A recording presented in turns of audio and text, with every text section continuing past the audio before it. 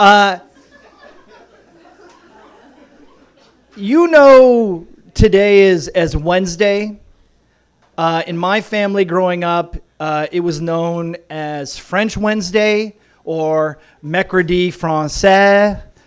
It was the brainchild of my mother, Marianne, who convinced my father, Larry, that this would be a great opportunity for my sister and I to learn French since we had just moved from Halifax to Ottawa. And I was entering grade 4, and I was already 4 years behind everybody. So my parents did something bold and in retrospect rash with French Wednesday. They had the noblest of intentions. To them, they had hoped that this would spark a bilingual revolution across the country, fanning the flames of patriotism, where they would scream, "Behold, Canada! If you took the awesome power of English and the incredible force that is French and merged the two into an orgy of culture, you would have paradise on earth." And thus, out of the burning flames of false hope, emerged French Wednesday. Now, I know what you're thinking. Mais Robert, pourquoi mercredi?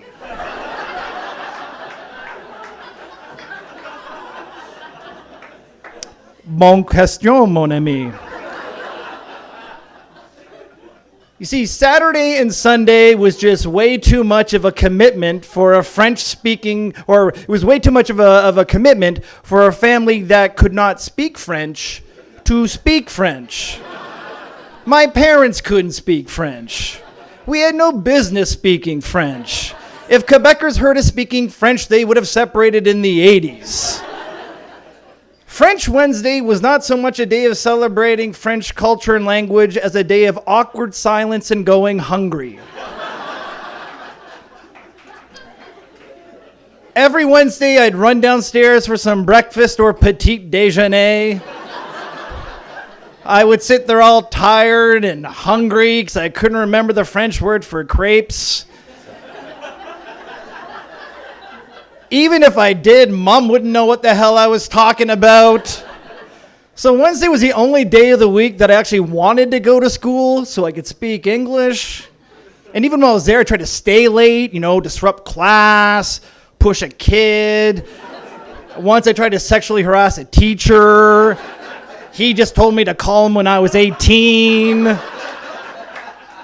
The school knew about French Wednesday, so they just said, send him home, it's way worse than detention. So French Wednesday would always hang in the balance at dinner, whether it be a success or a failure. The four of us sitting there, frustrated and hungry. Finally, my dad would break the silence with his fluent French. Excusez-me! Passez-me les potatoes. And my mom would say, Larry, en français.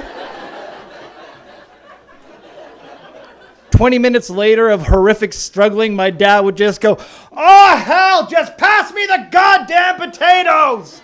Hooray, French Wednesday. And that's how it would end every week at 6:20 around the dinner table. Dad angrily eating potatoes, Mom crying, and my sister and I speaking English. Bienvenue au Canada. But in French Wednesday's defense, it wasn't a complete waste. My dad was in the military. We moved around a lot. In the late 80s, we found ourselves tucked away in a tiny little corner of Germany near the border with France. And just over the border, that friendly border, was a little slice of heaven that the French called Montagne de Singe, Monkey Mountain. Or as my dad would call it when asking for directions, Mouton de Singe, which meant monkey sheep. Which would explain why a 1.5 hour drive would turn into 3 days. Even though my sister and I had started to grasp the French language thanks to school and French Wednesday, we still thought it was necessary to make our dad the chief communicator when dealing with any type of foreign language. Probably shaved a good 10 years off his poor life. It was fun to watch. Mom didn't seem to mind either. So I didn't know what to expect on our first little trip to Monkey Mountain. I didn't know what a French monkey would look like. I was raised with Hollywood stereotypes, so I didn't know if he'd be a bunch of monkeys, little berets, smoking cigarettes, sipping on Beaujolais in a little cafe, speaking Parisian accent, saying stuff like, "Life is shit, so I throw it." All the other monkeys snapping their fingers in approval. I couldn't have been more wrong. Apparently, Monkey Mountain is the love child of Jurassic Park and Planet of the Apes. And your only job at Monkey Mountain is to survive Monkey Mountain. You pass through security and barbed wire fences and a big, huge steel door. And then you're on the side of this French mountain on a dirt path with hundreds of pissed off monkeys free roaming, terrorizing children, dragging old people into the woods as entire French families gleefully said, "Au revoir, grandmama." So you had no choice but to roll the dice on the monkey road to hell, which I now believe the road to hell is paved with monkeys.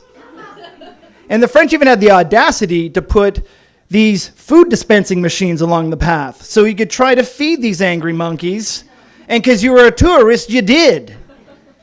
So we were making a good clip along the path, and my dad turned around and said, "Where's your mother and sister?" And I turned around. I'm like, "They're not there." And as if on cue, we heard the haunting scream of my sister screaming, "Dad, Daddy, Larry!" So my dad races off, and my sister comes running over. Mom's in trouble. So we all just hightail it. And we round a corner, and there's my mom by one of the food dispensing machines with this particularly large, pissed off male monkey. And he was holding her hand. And my mom had cut her finger before we went to the trip, and she had a Band-Aid on it. And the monkey kept on grabbing her hand and picking away at the Band-Aid. And every time my mom tried to pull it away, he'd yank it back and bare his teeth. And for self-preservation reasons, my mom was like, "F it, I'm just going to wait this guy out." But this monkey was very tenacious. So when she saw us, this look of hope just kind of spread across her face, but it was only momentary as the monkey yanked her back to reality. And her eyes pleading for my dad to do something. So my dad kind of looks at the situation, sees the woman that she loves being manhandled by Curious Jacques. And my mom looks at him and just says, "Larry, please do something. Help me." And sensing the urgency in my mom's voice, he methodically makes his way over. The monkey bares his teeth. My dad stares that monkey down. The two of them start speaking that silent language of nature. And as that, battle of who's going to blink first between man and monkey wages on, my dad got closer and closer and closer, and then cautiously leaned into my mom, her head trembling, and he leaned in and said, Marianne, en français.